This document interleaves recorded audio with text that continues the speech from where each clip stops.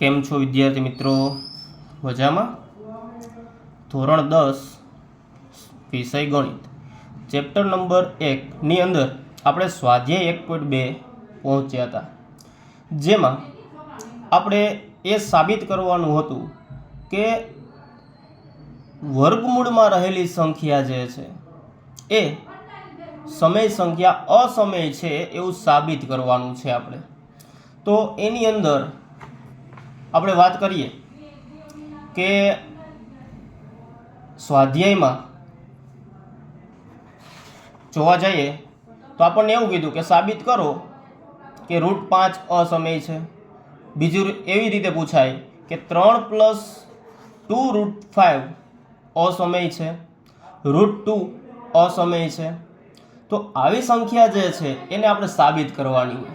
આપણે અહીંયા એક્ઝામ્પલ દ્વારા વાત કરીએ તો જે સાબિત કરવાની વાત છે કે √2 એ અસમય છે એ પ્રમેય 1.3 મુજબ છે. તો પ્રમેય 1.3 શું કહે છે? તો કે પ્રમેય 1.3 એ જેમાં √2 એ અસમય છે.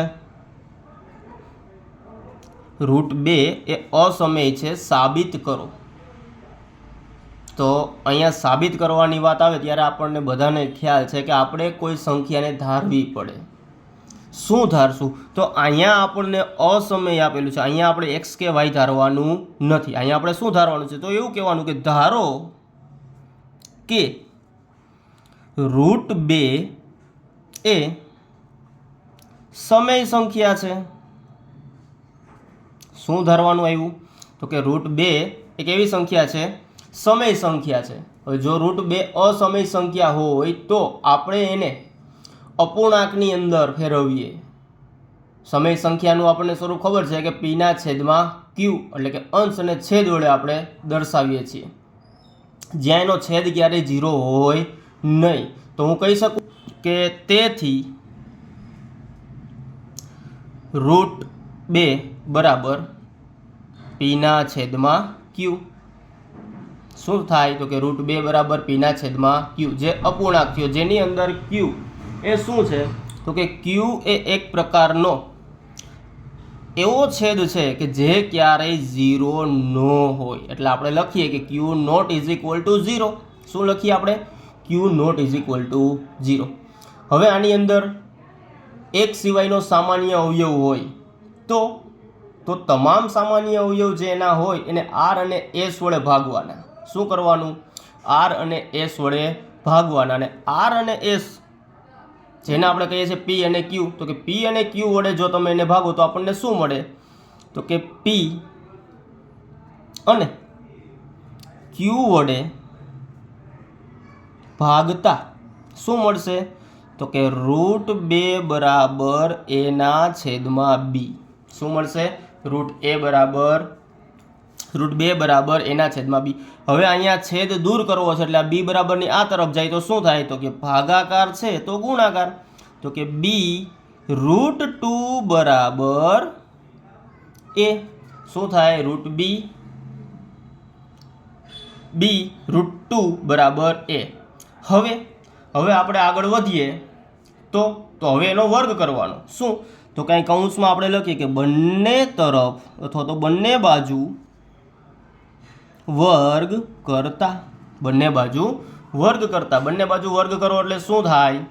તો કે 2b². તો તમને એવું થાય સાહેબ આવું ડાયરેક્ટ કેમ થયું? તો હું તમને અહીંયા વિગતવાર સમજાવું કે જો આ b √2 આખાનો તમે વર્ગ કરો એટલે શું મળે?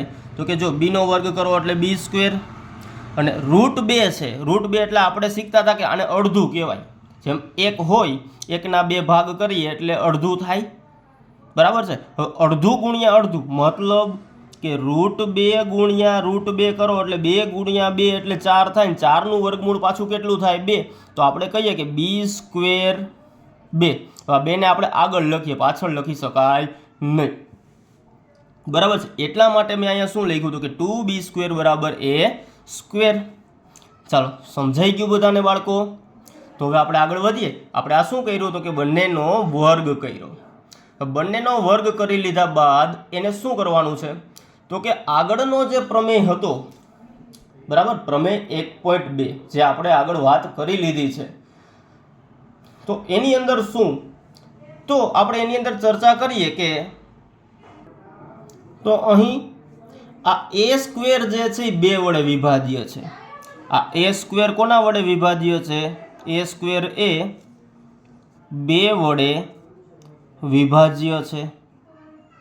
જો a² 2 વડે વિભાજ્ય હોય તો a પણ 2 વડે વિભાજ્ય છે એવું કહેવાય. બરાબર છે. હવે તમને એવું થાય કે સર તમે આ કોના આધારે કીધું? તો આ આપણે વાત કરી હતી પ્રમેય 1.2. અને પ્રમેય 1.2 શું કહેતો તો હું ફરીથી યાદ કરાવી દઉં છું કે જેની અંદર આપણે ધારી લીધું હતું કે કોઈ એક સંખ્યા અવિભાજ્ય છે, જેને આપણે કીધું હતું એક આલ્ફાબેટમાંથી p, અને ધન પૂર્ણાંક એ માટે તમે જ્યારે વાત કરો તો તમે કહી શકો કે a² બરાબર p થાય, તો a બરાબર પણ p કહી શકાય જે વિભાજ્ય છે. બરાબર છે. તો એ જ ચર્ચા મેં અહીંયા કરી કે a² એ 2 વડે વિભાજ્ય છે, તો a પણ 2 વડે વિભાજ્ય છે. તમને એવું થાય કે 2 આવ્યા ક્યાંથી? તો અહીંયા તમારી પાસે જે આ 2 રહેલા છે એને બરાબરની ઓલી બાજુ લઈ જાઓ તો ગુણાકાર છે એટલે શું થાય? ભાગાકાર. એટલે તમે કહી શકો કે b² બરાબર a² ના છેદમાં 2, અને a² ના છેદમાં 2 હોય તો તમે બંનેને 2 વડે ભાગી શકો. અને આ બંને માટે હવે હું કહી શકું કે જો કોઈ પૂર્ણાંક c લઈએ, નવો પૂર્ણાંક કેવો લેવાનો? c. જો કોઈ પૂર્ણાંક c માટે હું વાત કરું, કોના માટે વાત કરું છું? c માટે. કે જો કોઈ પૂર્ણાંક c માટે આપણે વાત કરીએ તો શું થઈ શકે અહીંયા? તો કે હું કહી શકું કે a બરાબર 2c. શું કહી શકું? a બરાબર 2c. શું કામ? તો કે અહીંયા b ની જગ્યાએ કોણ આવી ગયું? c. કોણ આવી ગયું? c આવી ગયો. હા, અને અહીંયા વર્ગ તો આપણે અહીંયા જો દૂર કરી દો a² બરાબર 2 લખી શકાય, તો a બરાબર પણ 2 લખી શકાય, જે આ પ્રમેય 1.2 છે. કોણ છે? પ્રમેય 1.2 મુજબ. બરાબર છે. આ તમારી કે મારી કોઈની ઘરની બનાવટ છે નહીં, અને પ્રમેય હોય તો પ્રમેય મુજબ આપણે આગળ વધીએ. હવે પાછું શું કરવાનું કે એની કિંમત મૂકી દઈએ. કોની કિંમત મૂકી દેવાની? એની. અને એની કિંમત તમારા બધાની પાસે છે. શું છે? a² બરાબર 2b². તો આપણે અહીં લખીએ કે અહીં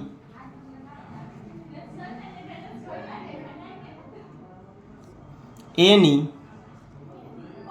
કિંમત મૂકતા, કોની કિંમત મૂકવાની? અહીં એની કિંમત મૂકતા. એની કિંમત શું છે? 2b² બરાબર 2c છે. આ એની કિંમત છે 2b², 2c ના 2c. આ હું તમને સમજાવવા માટે લખું છું. બરાબર. હકીકતમાં શું કરવાનું છે તો કે તમે એની કિંમત મૂકી 2b², તો હવે અહીંયા પણ તમારે એનો વર્ગ કરવો પડે. શું કરવું પડે? વર્ગ. કોનો?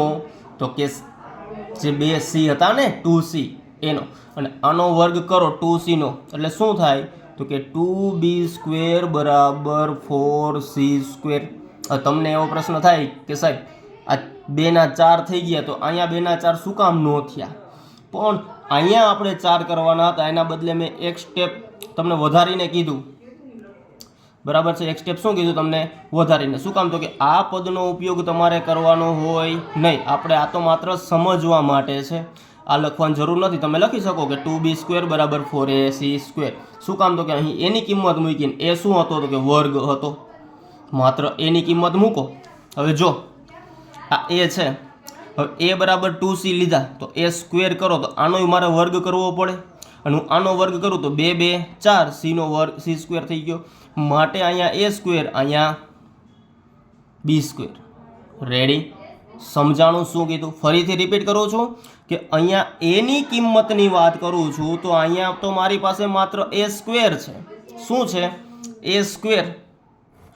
અને જો માત્ર a² હોય તો માત્ર a² હોય તો હું લખી શકું ને કે 2b², પણ અહીંયા તો માત્ર a હતો એટલે અહીંયા આપણે સ્ક્વેર આપેલો નથી. યાદ રાખજો બાળકો, અહીંયા એ આપેલો નથી. અહીંયા આપણે માત્ર એટલું જ લખ્યું હતું કે a બરાબર 2c. બરાબર છે. તો હવે આપણે આગળ વધીએ. પ્રમેય 1.2 મુજબ ઉપયોગ કરતા કીધું કે p બરાબર 2 સાથે ઉપયોગમાં લીધા, તો કે હા લઈ લીધા. ના, હજી જ લેવાના છે. અને લઈએ એટલે શું થાય? તો કે જો આ બંને તરફથી 2 દૂર થાય. અહીંયા 2 છે, અહીંયા 4 છે. 4ના ભાગ પાડો એટલે શું થાય? 2 ગુણ્યા 2, તો 2 કેન્સલ. તો વધ્યું શું? તો કે તેથી b² બરાબર 2c². શું થાય? b² બરાબર 2c². અહીંયા 2c. હવે વર્ગ દૂર કરો અથવા તો એનો અર્થ એવો થાય કેનો? તમારો કે મારો નહીં, b² નો, કે b² બરાબર 2c² જે છે એનો અર્થ એવો થાય કે b² એ 2 વડે વિભાજ્ય છે. b² કોના વડે વિભાજ્ય છે? 2 વડે. કોને આધારે? પ્રમેય 1.2 મુજબ. શું કામ? તો કે અહીંયા a² ને 2 વડે વિભાજ્ય કીધા હતા, તો અહીંયા કોને કહેવાના? b² ને. શું કામ? તો કે અહીંયા કરતા a² હતો, તો અહીંયા કરતા કોણ છે? b². તો અહીંયા લખવાનું કે b² એ 2 વડે વિભાજ્ય છે, માટે b બરાબર તમે શું લખી શકો? તો કે b એ 2 વડે વિભાજ્ય છે. બરાબર છે. તો હવે અહીંયા આપણો દાખલો જે છે એ પૂરો થવા ઉપર જ છે, તેથી કહી શકાય કે b પણ 2 વડે વિભાજ્ય છે. કહી દીધું. આથી a તથા b ને ઓછામાં ઓછો એક સામાન્ય અવયવ 2 છે. તો કે અહીં a તથા b ને ઓછામાં ઓછો